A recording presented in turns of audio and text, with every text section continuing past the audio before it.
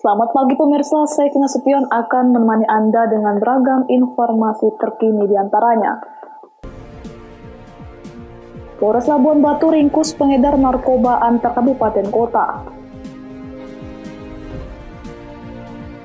10 dokter di Medan meninggal dunia akibat COVID-19. Raja masker di Kota Binjai. Selain cuplikan berita tadi, kami juga akan menghadirkan beragam informasi lainnya. Pemirsa, kita jelang sumut hari ini pagi selengkapnya.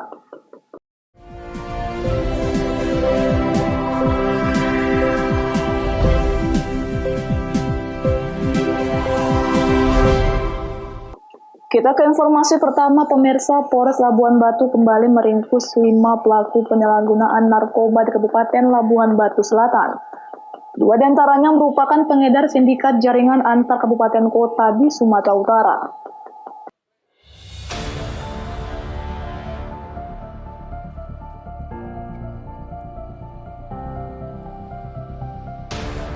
Satres Narkoba dan Polsek sejajaran Polres Labuan Batu terus berkomitmen dalam upaya pemberantasan narkoba dengan menindak para pelaku penyalahgunaan barang haram ini. Bahkan 2 dari 5 tersangka yakni BRF dan AAM merupakan warga Tanjung Balai Asahan. Yang berhasil diringkus merupakan sindikat pengedar jaringan antar kabupaten kota. Kapolres Labuan Batu AKBP Denny Kurniawan menjelaskan, dari 5 tersangka pihaknya mengamankan 204,77 gram sabu dan berbagai alat bukti lainnya di 3 lokasi berbeda. Kita bisa menangkap para pelakunya dan kita bisa amankan barang bukti narkotika jenis sabu-sabu total seberat 204,77 gram ya. Ini yang dari TKP yang pertama, ini seberat 202,97 gram yang dibungkus dalam 2 paket besar 2 klip ya. Ini kita amankan dari tersangka atas nama BRF dan AAF. Kapolres menambahkan pihaknya mengapresiasi masyarakat yang telah berpartisipasi aktif bersama Polri untuk menindak tegas para pelaku narkoba dengan terus memberikan informasi terkait peredarannya.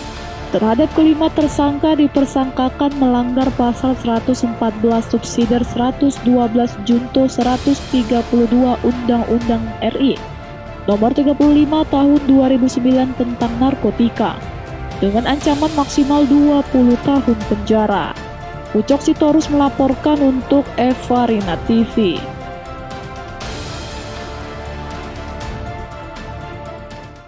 Pemirsa, aksi pencurian sepeda motor yang terjadi di depan salah satu kafe di Kota Pematang Siantar, Sumatera Utara terekam CCTV. Seorang pelaku berhasil membawa kabur motor korban dengan merusak kunci kontak.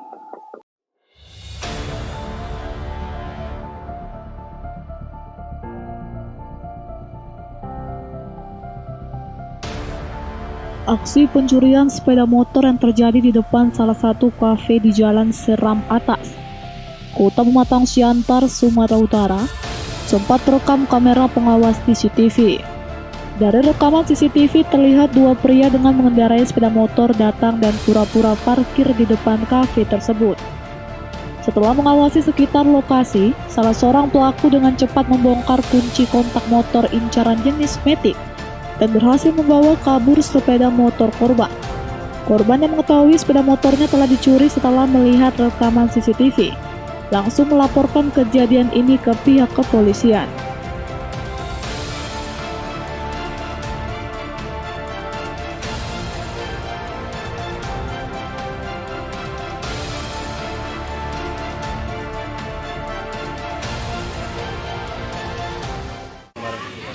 Ya datang aku kemarin jam 8, minum teh manis.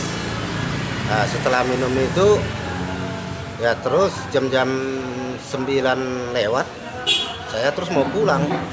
Tiba-tiba mau pulang, kereta sudah nggak ada. Itu. Taunya hilang pas mau pulang. Pas mau pulang. Oh. Terus apa yang Bapak lakukan, Pak? Ya laporlah ke polisi. Enggak berusaha mencari bukti gimana? CCTV atau gimana? Ya sambil nyari sebelah inilah untuk supaya nampak. Terus ke kantor polisi lah lapor. Lapor malam itu juga TKP lah kemari. Udah TKP. Dari rekaman itu, Pak, ada terlihat jelas nggak pelaku aja? Ada berapa orang pelaku? 2 orang. 2 orang. Belakangan aksi curanmor marak terjadi di Kota Pematang Siantar. Para pelaku curanmor memanfaatkan lokasi parkir yang sepi tanpa adanya petugas parkir. Korban berharap pelaku segera ditangkap.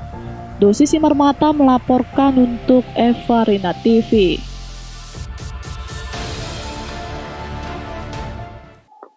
Kita ke informasi lainnya, pemirsa, kasus dugaan penipuan berkedok arisan online kembali terjadi. Kali ini seorang wanita di Medan menjadi korban dan mengadu ke Polrestabes Medan. Diperkirakan puluhan warga juga menjadi korban dalam kasus yang sama, hingga mengalami kerugian mencapai ratusan juta rupiah.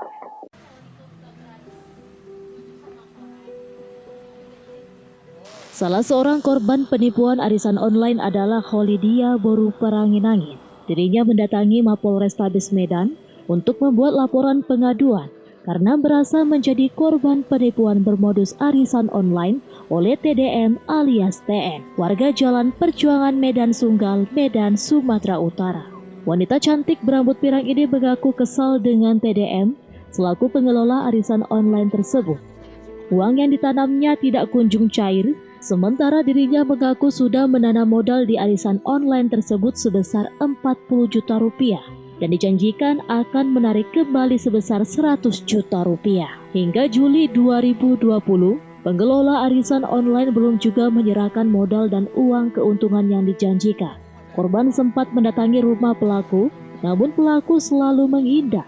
Kholidia mengaku saat ini ada 10 rekannya yang ikut dalam arisan online sudah membuat pengaduan ke Polrestabes Medan. Teman-teman yang saya kenal aja itu udah 10, beda dari orang yang nggak saya kenal. Jadi sudah didatangi ke rumahnya? Udah Mas, mulai dari saya datengin kayak baik-baik secara kekeluargaan, sampai yang datengin orang lain gitu. Tapi kayak pihak keluarga menyembunyikan, kayak bilang nggak tahu dia di mana gitu. Dan anaknya juga nggak ada, maksudnya nggak ada pertanggungjawaban gitu loh Mas. Pihak kepolisian hingga kini masih mengumpulkan bukti-bukti kasus dugaan penipuan yang memakan puluhan korban itu. Daniel Bekwali melaporkan untuk Eva Rina TV. Sumut hari ini masih akan kembali sesaat lagi, tetaplah bersama kami.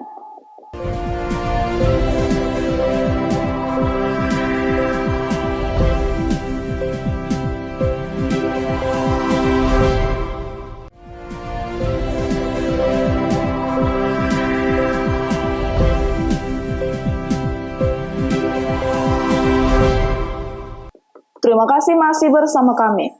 Pemirsa, meninggalnya 2 dokter spesialis di Medan menambah panjang daftar dokter yang meninggal dunia karena terpapar COVID-19.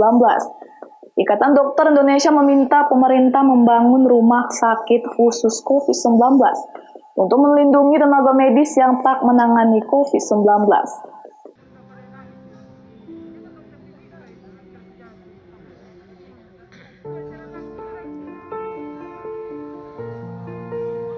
Dua dokter di Medan yang meninggal dunia pada 30 Agustus kemarin, yakni dokter spesialis penyakit dalam Daud Ginting dan dokter spesialis ortopedi Edwin Parlindungan Marpaung. Mereka menambah panjang daftar dokter yang meninggal dunia karena COVID-19. Saat ini sedikitnya 10 dokter di Medan dilaporkan meninggal dunia karena virus mematikan itu. Dua dokter ini bukan dokter khusus yang menangani pasien COVID-19, namun diduga kuat terpapar di rumah sakit tempat mereka bertugas. Saat ini selain di rumah sakit khusus, banyak juga pasien COVID-19 yang dirawat di rumah sakit umum, baik milik swasta maupun pemerintah. Untuk itu, Ikatan Dokter Indonesia Medan meminta pemerintah membangun lagi rumah sakit khusus COVID-19, sehingga para pasien bisa dikonsentrasikan di tempat khusus, Hal ini dimaksudkan untuk melindungi pasien umum lain maupun tenaga medis yang tak menangani COVID-19.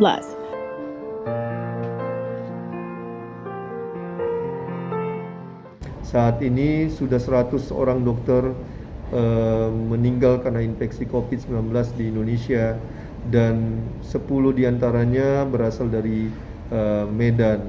Artinya 10% dari kota Medan, dan Dr. Edwin Marpaung menjadi dokter yang ke-100 dokter yang meninggal karena infeksi infeksi COVID-19 di Indonesia. Hal ini cukup membuat pukulan yang sangat mendalam bagi kita semua, terutama di Medan, karena saat ini kita menilai potensi penyebarannya semakin agresif hari demi hari, karena kita dapat laporan justru banyak tenaga kesehatan di rumah sakit yang dirawat di rumah sakitnya sendiri saat ini. Kita mengkhawatirkan kalau ini kita tidak mengambil langkah yang sangat strategis, kecenderungan di bulan 9 akan kewalahan kita di Indonesia. Saat ini semua rumah sakit yang ada di Kota Medan menangani pasien COVID-19 karena bisa saja rumah sakit menjadi klaster penyebaran COVID-19. Daniel Pekuali melaporkan untuk Eva Rina TV.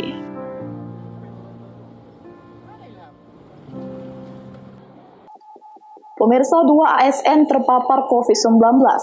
Kantor Badan Kepegawaian Daerah Kabupaten Tapanuli Utara ditutup sementara sejak tanggal 27 Agustus kemarin.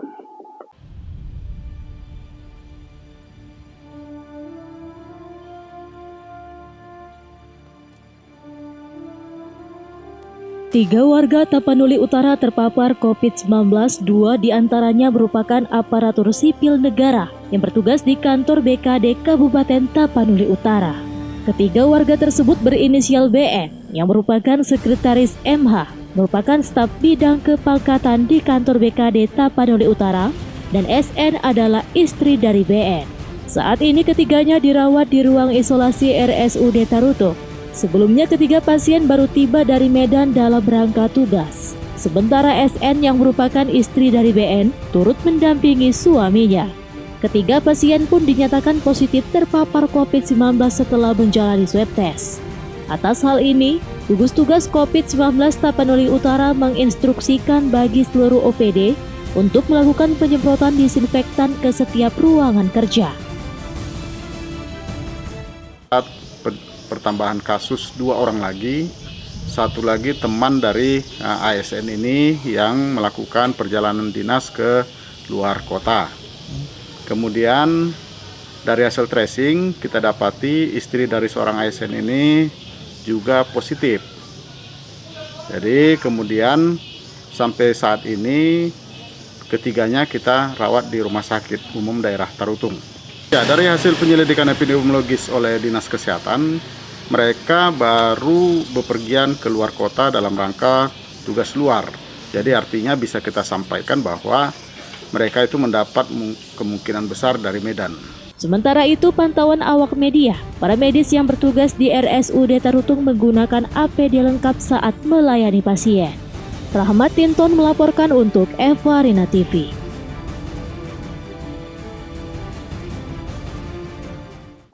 Pemirsa, pasca bencana angin puting beliung yang menghantam puluhan rumah, pemerintah Kabupaten Batubara mulai menyalurkan bantuan kepada warga yang rumahnya mengalami kerusakan.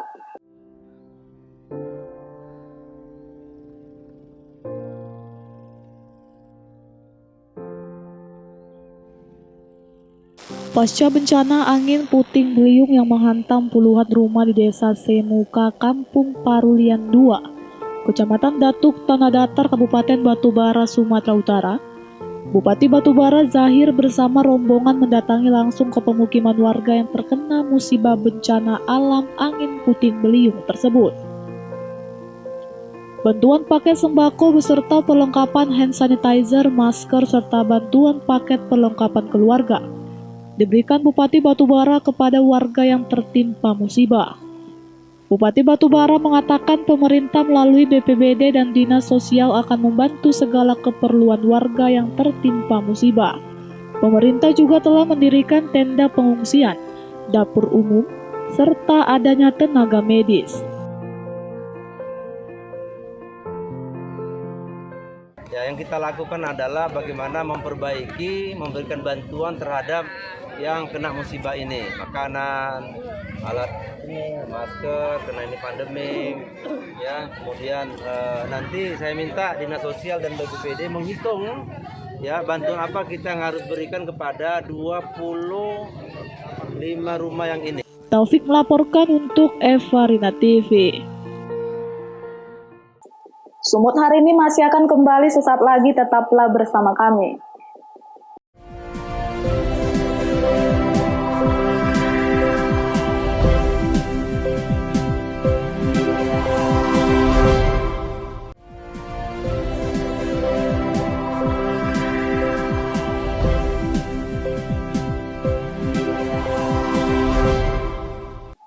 Terima kasih masih bersama kami. Pemirsa, guna terus mencegah menyebarnya COVID-19 di Kota Binjai, Sumatera Utara, petugas gabungan dari Satpol PP, Dinas Perhubungan dan TNI Polri terus gencar melakukan razia masker. Dalam razia kali ini masih ditemukan warga yang tidak menggunakan masker.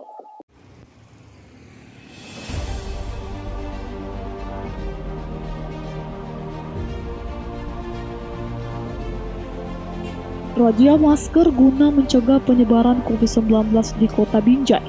Kali ini dilaksanakan di Jalan Gatot Subroto, Kelurahan Bandar Simeba, Kecamatan Binjai Barat. Puluhan petugas gabungan dari Satpol PP, Disub, dan TNI Polri berjaga di tepi jalan dan meriksa satu persatu pengendara yang tidak menggunakan masker. Dalam razia yang sudah berulang kali dilakukan ini, masih ada warga yang tidak menggunakan masker. Sejumlah warga mengaku lupa memakai masker saat keluar rumah. Namun petugas tetap mendata warga yang tidak memakai masker dan memberikan sanksi sosial. Di antaranya hukuman push-up, menghafal Pancasila, penahanan KTP selama 3 hari serta denda sejumlah uang. Kepala Satpol PP Kota Binjai, Otto Haryanto, mengatakan, dari beberapa kali razia masker, sudah ada penurunan jumlah warga yang tidak menggunakan masker saat berada di luar rumah.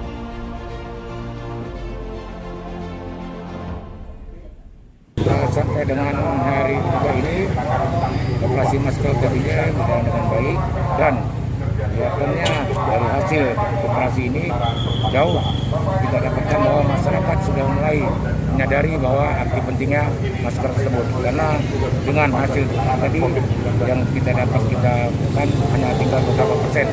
Jadi kalau dinilai tinggal 95% sudah dinyatakan masyarakat ini telah menggunakan masker. Rencananya razia akan terus dilakukan setelah hari Selasa dan Kamis di lokasi berbeda di Kota Binjai. Wahyu Pratama melaporkan untuk Eva Rina TV.